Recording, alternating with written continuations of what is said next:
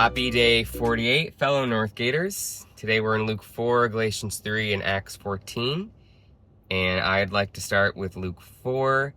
I've always found it kind of funny that scripture includes the reference of Jesus being hungry after having fasted for 40 days.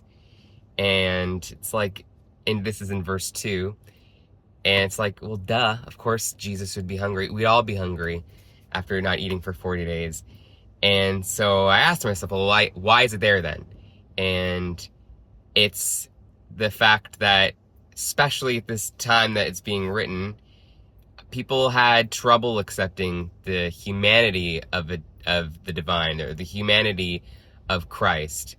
And whereas I feel like we have the opposite, in the 21st century, we have a difficult time accepting Christ's divinity. We're perfectly fine with his humanity. That's why it's so easy for me to be like, of course you'd be hungry.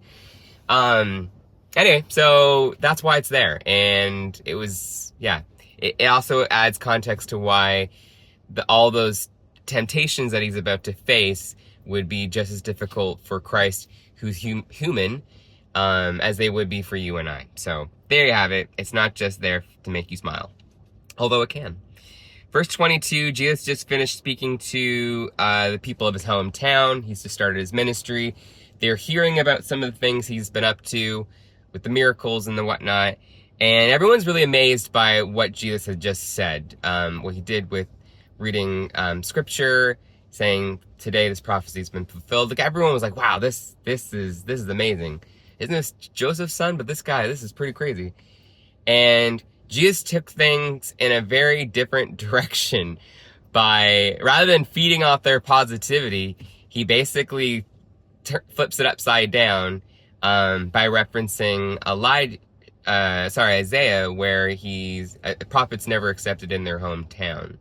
And then he references Elijah and how Elijah ministered to a foreign nation rather than the people of Israel. Same with Elisha, not ministering to those who were in need in Israel.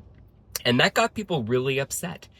They wanted to stone Jesus because, they definitely did want a sign. They wanted additional proof, not just to be dazzled by words. And I find it interesting that in Acts 14, there's kind of the opposite happening with Paul and Barnabas, who are being stoned because of the miracles that they're performing. And I think their words got them in trouble too, but it's just interesting. Why did the people react that way?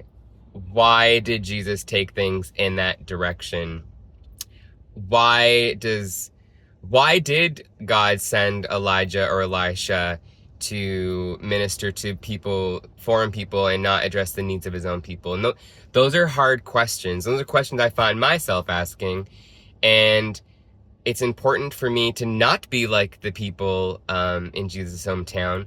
Rather than ask those probing questions, rather than receive or respond in humility, they stoned him, they rejected him. And is that going to be my response when faced with these difficult questions as well? And I'd be amiss to not at least reference Galatians 3. But I'm pretty sure you can listen to some stuff online from our church, because we just went through it. But faith over legalism, our identity as God's children, and a whole bunch of other things too.